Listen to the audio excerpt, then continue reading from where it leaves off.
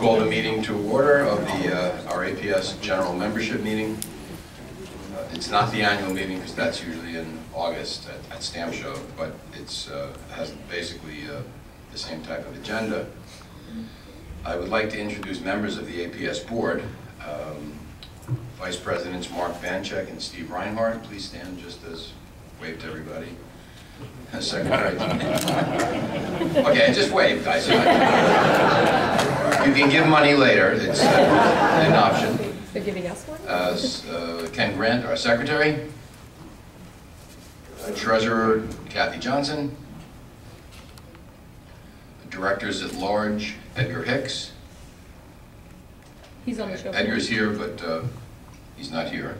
Dan Walker. Steve Zwillinger, are you still here? Steve might have left, but I guess he did. Janet Kluger, our immediate past president. And Kristen Patterson is the director at large who's not here. And Nick Lombardi, vice president, was here for the meetings but left, I believe, this morning. And our general counsel, Virginia Eisenstein. And I would like to turn the floor over to Roger Brody, the president of the APRL Trustees Board, to introduce the trustees. Yes, I'd like to introduce the trustees of the APRL Board. I believe there are only two of you here this morning. The board members are Rob Hazler, John Flannery, Larry Nix, Peter Martin, Bruce Marsden, Stephen Schuman, myself, and the two other people who are here are Don Heller and Patricia Stillwell Walker in the back. Thank you. Now,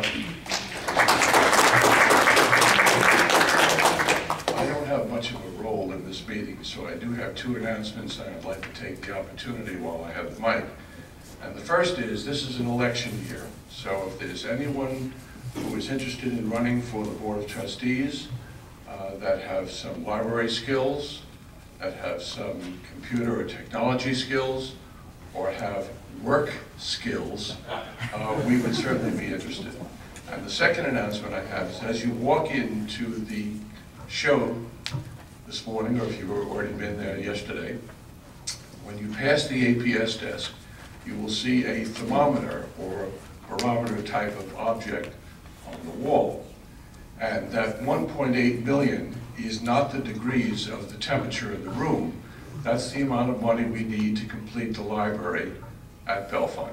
So, if any of you have or are planning to win the Powerball lottery this year, we need the money. Thank you. Thank you, Roger. And now I'd like to introduce Ken Martin, our executive director, to introduce the members of the APS staff. I'm only going to introduce the ones at the show, and I'll try to go around the room. I see Dana Geyer, our director of shows, in the back. Barb Johnson, who's her assistant, probably is not in the room. She's probably doing something. In front of where Dana just left from, I see Renee Gardner, our director of internet sales. Next to Renee is Janet Hauser, our youth coordinator, education assistant.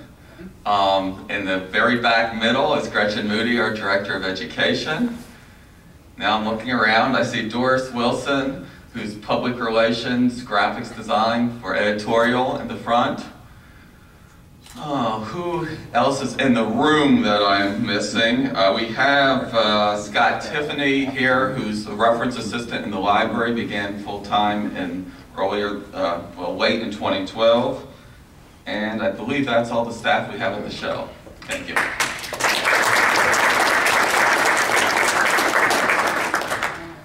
I'd also like to thank the show organizers, the Philatelic Club of Louisville, the Metro Louisville Society, and the other clubs and associations and individuals who have volunteered their support to put this show on. Special thanks to the United States Postal Service, and especially the Louisville Post Office, or Lowell Post Office. We thank you for your support, without which we would not be able to have this show. And now I'd like to introduce Alex Hyman, who will introduce the YPLF members.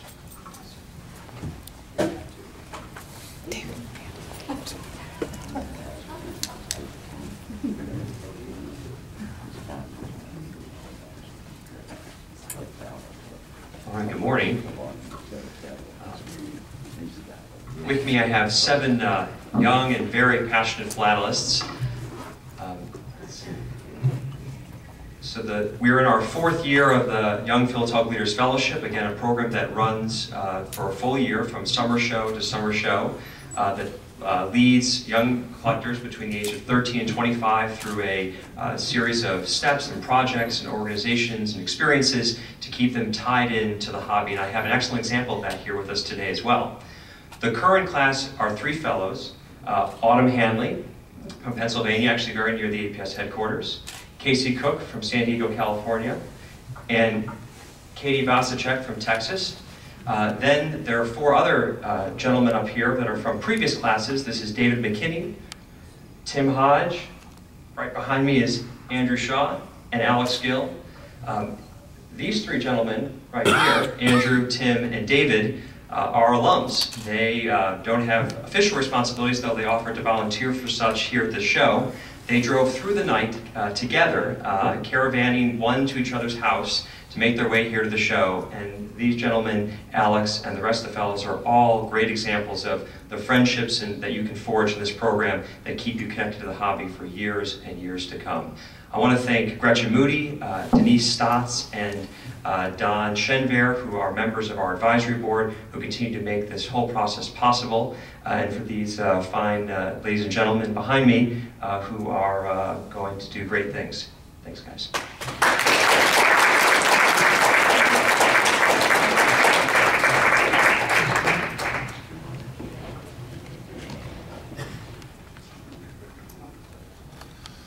We're going to make a few presentations to 25-year and 50-year members.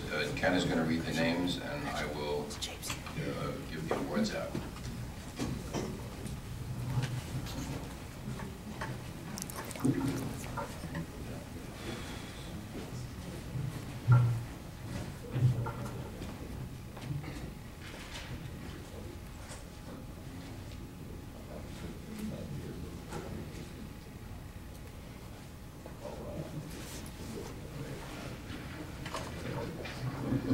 We're very pleased to have about 15 25-year members, brand new 25-year members present, and we're hoping 3 50-year members, at least that's the ones who told us.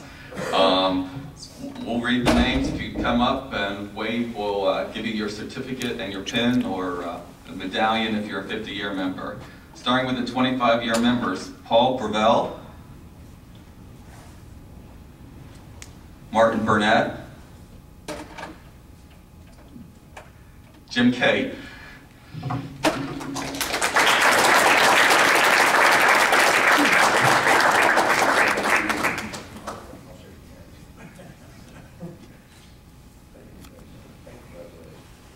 Judith Ireton,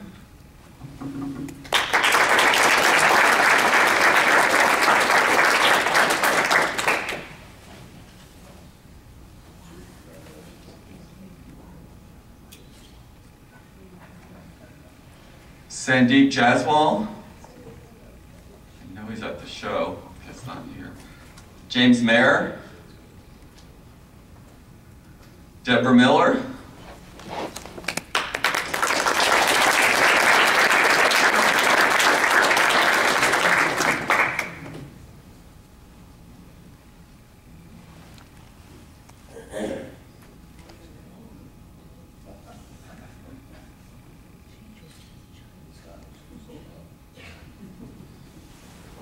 Robert Moody,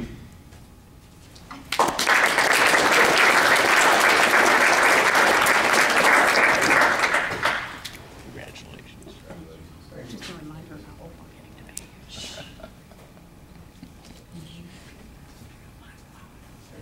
Lester J. Morris,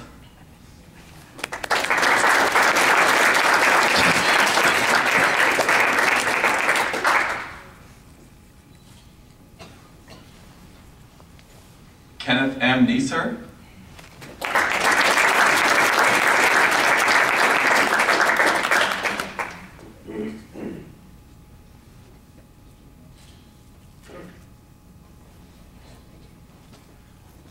Myron J. Room. I may be mispronouncing it. R-H-E-A-U-M-E. Benjamin G. Stouse.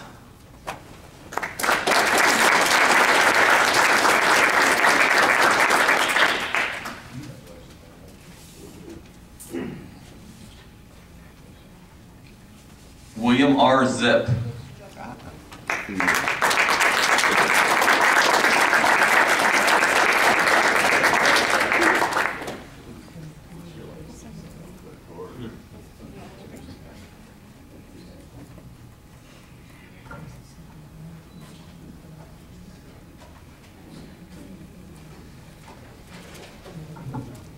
Additionally, three 50-year members that indicated they'd be here to get their medallions. Paul D. Glass,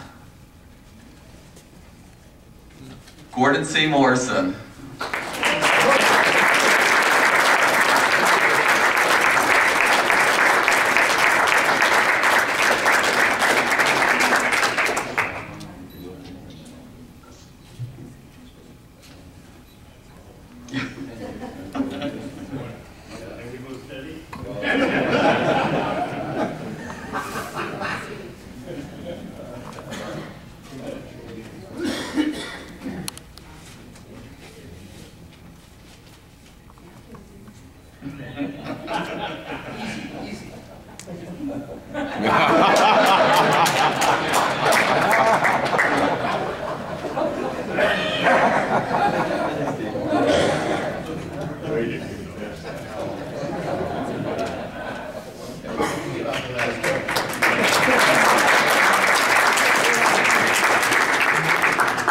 Well, I'm not sure that the third person I know is at the show, but Stanley Pillar?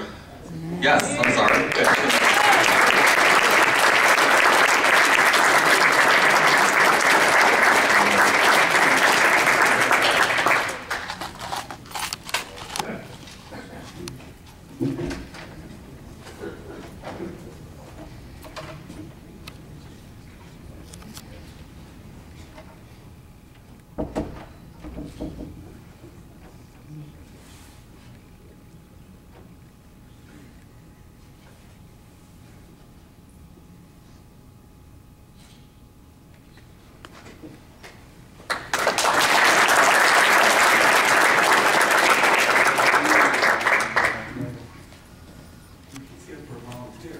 Stanley, you get a carry case. Oh, sorry.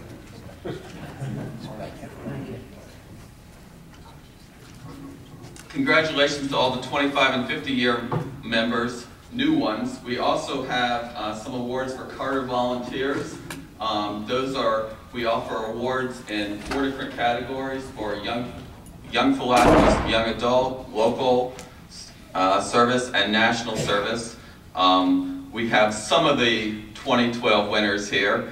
We've given one of them out already, and others will be presented throughout the year at appropriate events that they're able to make. But I believe we have 4 of them present this morning. We're very pleased to have the Outstanding Young Philanthropist, Andrew Titley.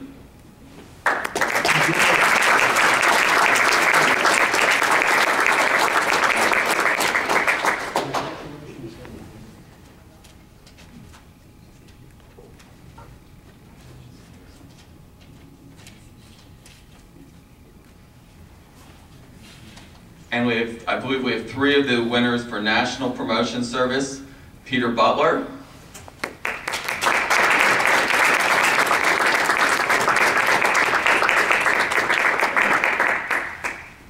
I'll get this right before my term is over.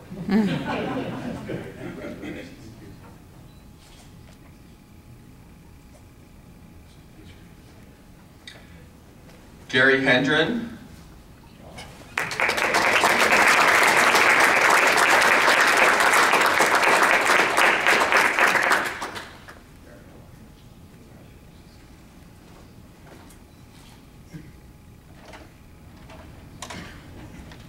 And Stanley Raffle.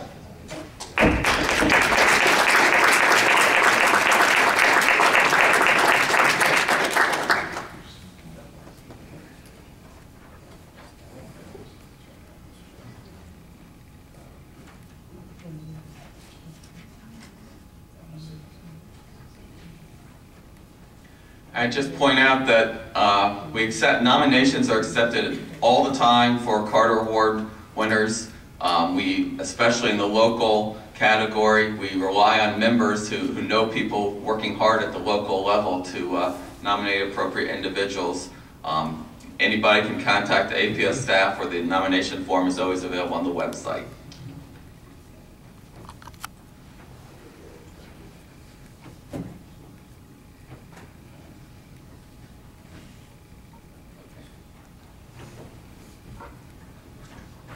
Okay, reports, President's report. So the society is healthy and doing well. We are going to have a town hall meeting right after this if anyone has any questions so we can answer them. In the meanwhile, we're going to give our semi-annual reports. We had a board meeting on Thursday. I'll go over some of the things that we covered. There was an appeals tribunal, which we cannot discuss, but we had one, and that's public knowledge. We opened the meeting with the approval of past minutes. We heard reports from the society attorney, the executive director, treasurer and audit, dealer representative, the oversight committee, the council of philatelists new initiative committee, the accreditation committee, the membership committee, and the stamp buddy committee. On old business, we talked about the possibility of having another membership survey, which we're going to take up and get some information on from vendors. On new business, there were appointments. One appointment to the election review board of Michael Dixon as the chair of the election review board, and members, help me Ken, Lloyd DeVries and Nancy Clark. We talked about the 2013 stamp show auctioneers, and they were approved. That would be David Coles of Regency and Homer Shao of California. We then, when we tabled, we don't have enough information for the 2014 winter show. Is supposed to be at Riverside, but they canceled on us and we moved it to 2015 winter show. So the 2014 winter show at this moment is unchosen, so we're still negotiating back and forth. That would be for next winter. Then Ken Martin presented the American Philatelic Center Phase 8 for Building 4, which is the compact shelving and flooring for that floor, and that was approved. We talked about including new payment methods of credit card and PayPal that the APS will be looking into, and we approved to move forward on that. Nick Lombardi came up with an idea of gift cards. We currently offer gift certificates, but they're not offered online, and you basically have to call an APF staff person from 9 to 5 and ask for a gift certificate, and I think the new vernacular today is gift card, and we're going to be implementing that as staff who's completely behind this type of concept, and there'll be more on that in the coming months. We then, for the first time ever, had the investment advisors make a presentation, first time ever in my memory. Of course, I can't speak for back in the earlier days, but in the last 10 or 12 years, the first time that the investment advisors came to a board meeting and made a presentation to the entire board, as opposed to just to the investment committee of the APS APRL. So that was very different, and it was interesting for those people who hadn't sat in on a finance committee meeting or an investment report committee. We considered to charge a fee for appeals tribunals and decided not to. And lastly, we committed an affinity program to look into them for the APS and the APRL to offer services from a cafeteria kind of plan, voluntary. If members want to join, it would be a benefit of belonging to the APS. You'd get a discounted fee for the various services that whichever affinity group, should we choose one, would offer. And we then had executive session where we talked about secret stuff. And that's kind of where we are. And I'm open to questions, but right now I want to get through the report. So just if you sit tight for about another 10 minutes or 15 minutes after the rest of the reports, that's a hint that we should be able to get into asking questions of the people that you want to ask questions of. The next report is the Executive Director, Kenneth Martin.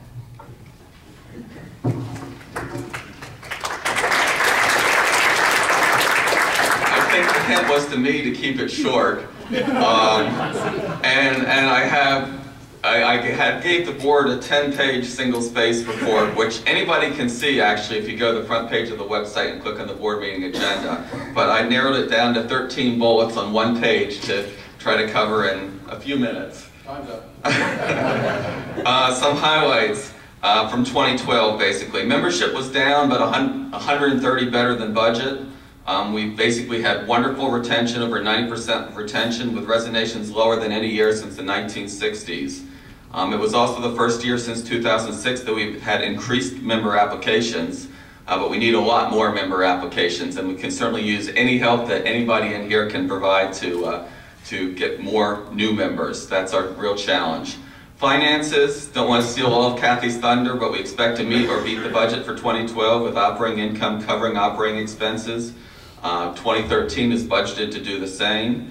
Our cash and unrestricted assets are also in the best shape for years. The budget is still very tight. Any position that comes open, we're looking very closely at whether we fill or whether it can be eliminated through attrition. We have certainly been assisted with increasing volunteer use. In the past year, just at the American Philatelic Center, we had the equivalent of over 7.5 full-time employees through volunteer hours. Fundraising, we had the most gifts ever in APS APRL history during 2012. About over 14% of the members made at least one gift. A few years ago, we were around 8%. That sounds good. I'd prefer to be closer to Harvard, which has about 80% of their alumni donate on an annual basis. About $675,000 in cash. We took in about another $75,000 through sale of in-kind gifts that weren't needed for youth or weren't appropriate for the reference collection. The website, we have over 1,000 visits a day, had over 3 million page views during 2012. About 13,500 people have established accounts on the website to take advantage, to purchase things, to take advantage of the member-only features. Library had pretty significant staff turnover. 2 employees left during 2012, or at the very end of 2012. Roseanne Stay retired after a number of years. We also had another employee who returned, had not sold a home from a previous location. He moved and returned back to St. Louis. We have Scott Tiffany, who replaced Neil, is at the show as the new reference assistant. We're in the process of, we've made an offer to a part-time person to replace Roseanne. Other things with the library, 2 key gifts that we got, in-kind gifts. One was from Richard Sheaf, who's a stamp designer.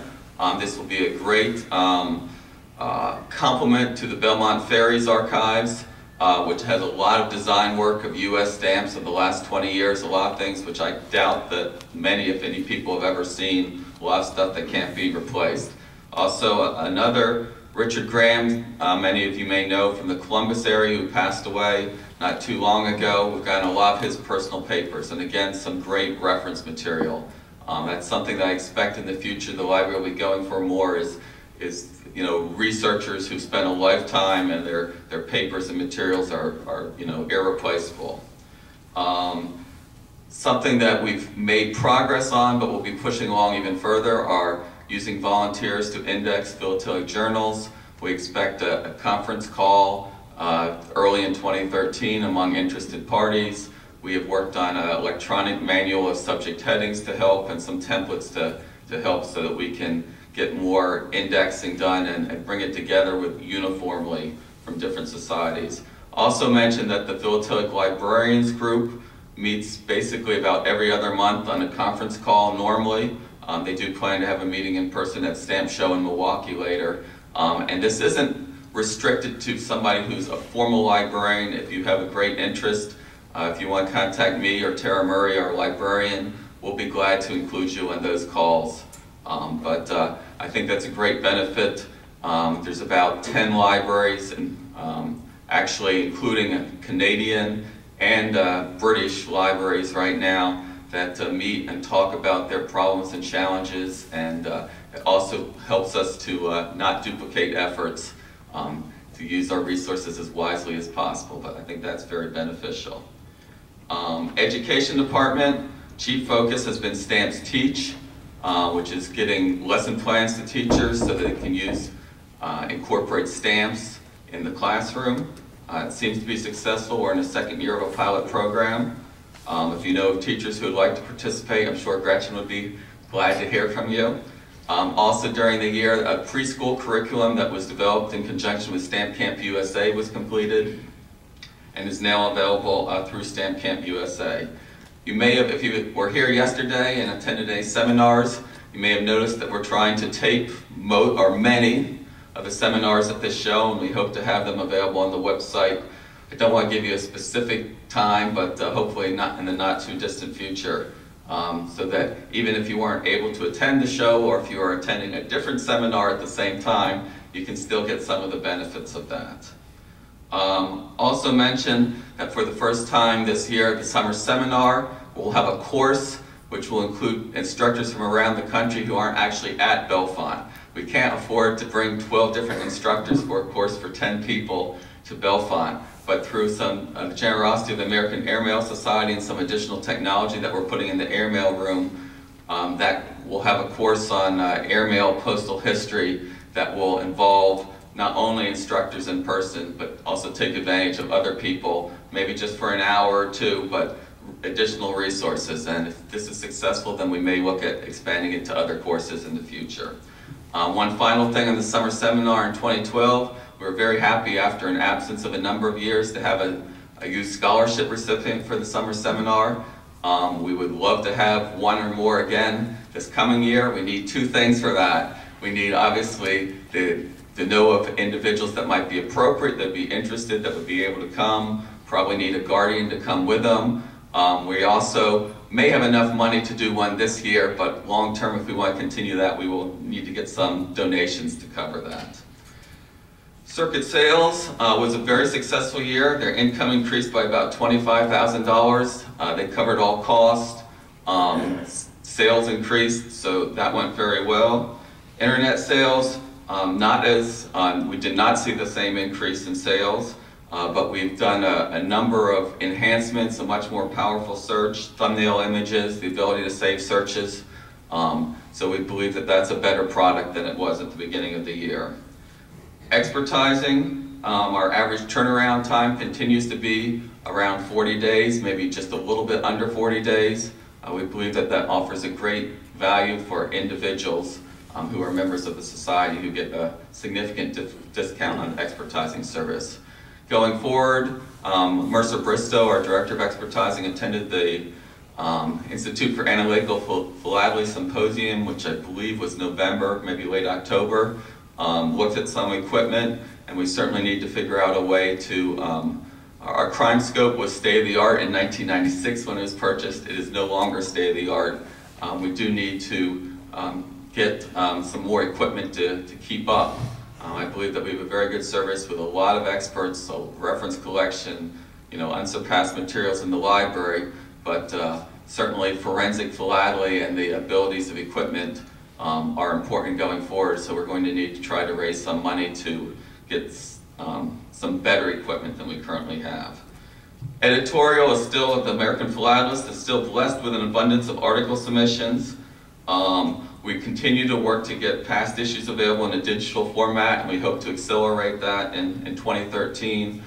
We're talking to somebody, perhaps provide some software on a donation basis as well that would allow for a global search of all the digitized issues. Three things that aren't specific departments, but I wanted to mention before I end here.